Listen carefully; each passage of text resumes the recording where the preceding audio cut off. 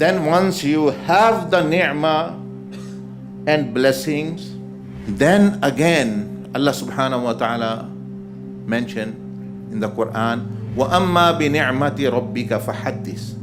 Now that means to show and share the blessings of Allah, to praise Allah subhanahu wa ta'ala.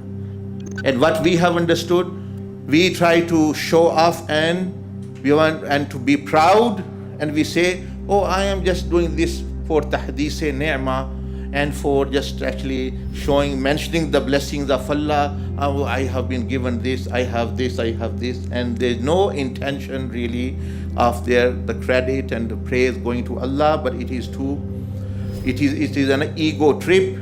It is inflating your ego, putting others down. That is the reason. That is the wrong use of this verse of Quran, because this verse is not even in this context. Because the previous verses of Surah Ad-Duha, what are they saying?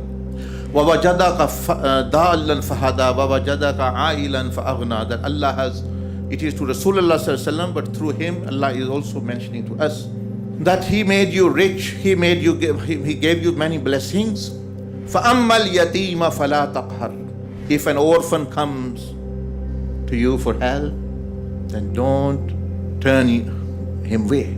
وَأَمَّا السَّائِلَ فَلَا تَنْهَرْ. And anyone who asks anything from the blessings of you, a question, or any sa'il, any person who asks anything, if you don't want to give, do not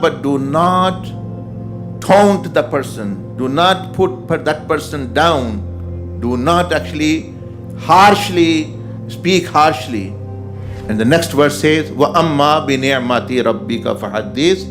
That show and manifest the blessings of Allah. Why you're keeping to yourself? Give it to these people. Share it with. That's what the verse actually is meaning, to share the blessing.